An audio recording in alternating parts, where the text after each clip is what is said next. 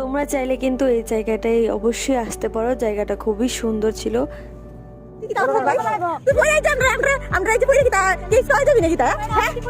এখানে বাচ্চাদের জন্য ছিল দোলনা, আরো নানান ধরনের খেলনা জিনিস, যে দেখো বাচ্চারা কত সুন্দর করে খেলা করছে। ঘোরাঘুরি করতে করতে ঠিক ইভিনিং এর টাইমে হয়ে গেছে। দেখো ভিউটা ছিল ইভিনিং এর ঠিক এরকম।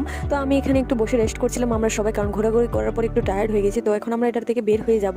তো আমরা চলে এসেছিলাম আমাদের যে গেট, মানে মেন গেটের সামনে। এখন আমরা এটার ভেতর থেকে বের হয়ে যেতে হবে, কারণ সন্ধ্যার পর কিন্তু ইভিনিং এর টাইমটাই দেখো খুবই সুন্দর লাগছিল দেখতে কিন্তু। তারপরে আমরা সবাই এখানে বের হয়ে যাচ্ছিলাম, কারণ এখন আমরা খাওয়া দাওয়া করব সবাই।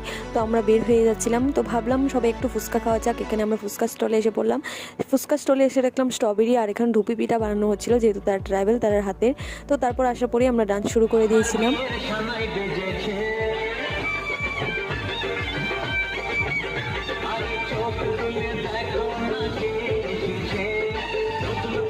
আবার বিয়ের সানাই দেখে